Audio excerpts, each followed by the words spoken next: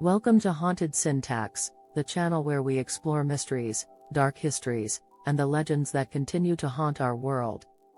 Tonight, we step into one of the Philippines' most controversial stories, a tale of hidden gold, political corruption, and a golden Buddha that may have existed, or may have been nothing more than a legend. This is the story of the Yamashita Golden Buddha Treasure and its alleged connection to the late President Ferdinand Marcos.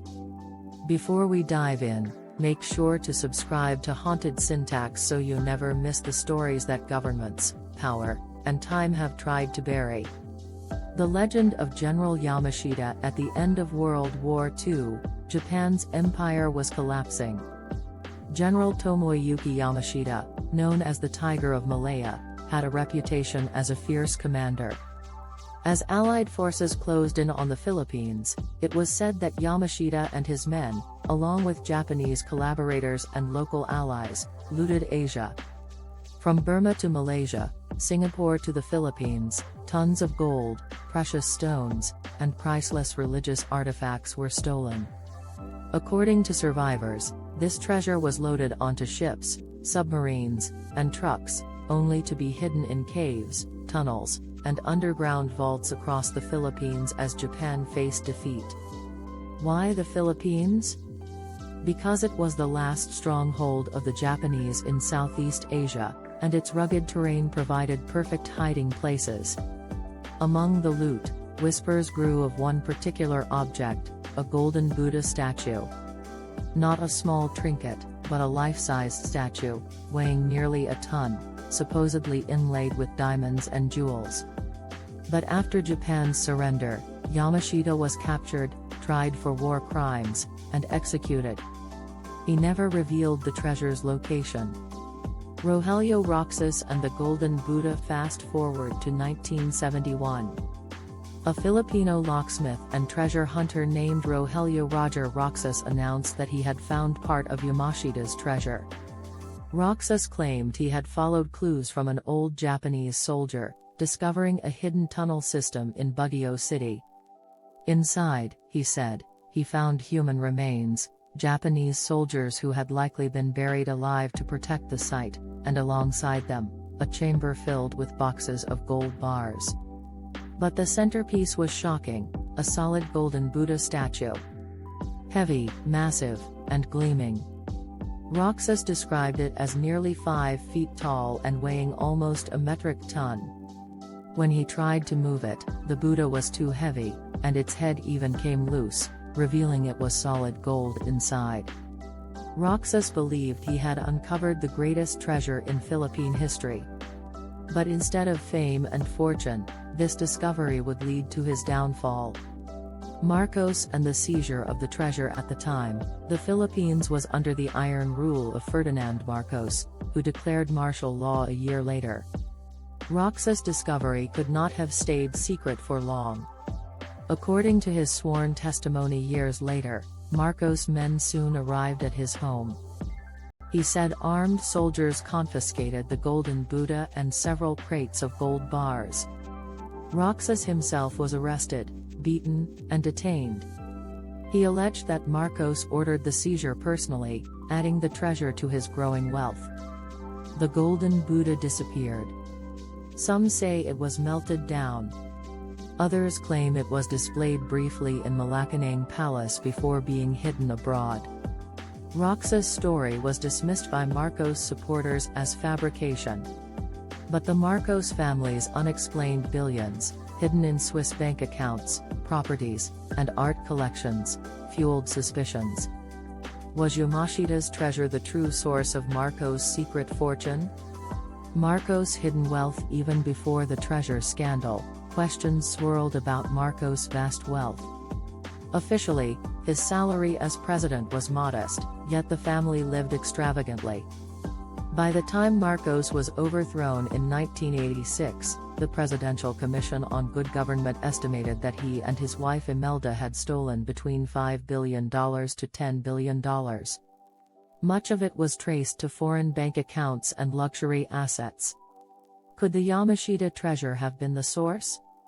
Marcos himself reportedly hinted to close associates that he had access to war loot and gold reserves.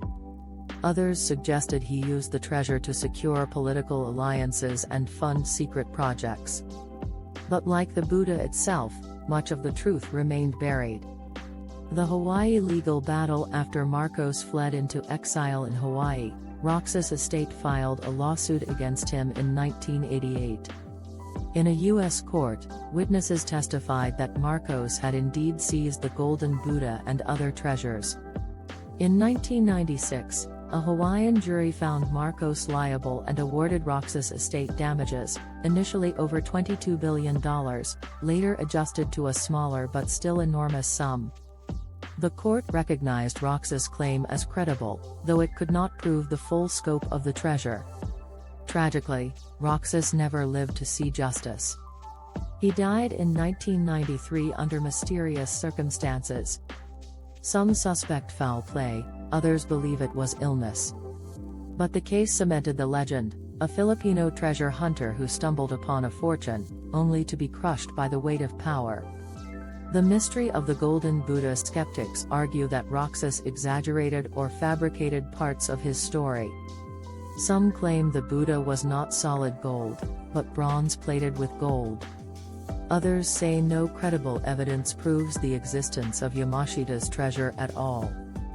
But countless treasure hunters in the Philippines disagree. Over the decades, locals, foreigners, and even military men have searched for Yamashita's caches. Some point to tunnels sealed with concrete, others to maps marked with strange Japanese symbols. The most persistent rumor is that Marcos himself recovered multiple treasures across the Philippines, using the gold to maintain power. Whether true or not, the idea that billions in stolen wartime loot remain hidden beneath Philippine soil continues to haunt the nation. Marcos, power, and greed. The story of the Yamashita treasure isn't just about gold. It's about the corruption of power. If true, the treasure represented the blood and suffering of countless nations looted during Japan's occupation. In the hands of Marcos, it symbolized the betrayal of the Filipino people, wealth that could have uplifted a nation instead used to enrich a dictator. Even today, the Marcos family remains a powerful force in Philippine politics, and the treasure legend casts a long shadow over their legacy. The lasting mystery. So, what became of the Golden Buddha? Was it melted, hidden, or is it still out there, waiting to be found? Did Marcos really hold the keys to Yamashita's gold, or was the story magnified by greed and desperation? The truth remains elusive. But perhaps that's what keeps the legend alive. Every rumor, every map, every story of hidden gold keeps treasure hunters digging, politicians denying, and historians debating. In the end, the Yamashita treasure may be less about what is hidden underground and more about the mysteries of power, greed, and the shadows of history.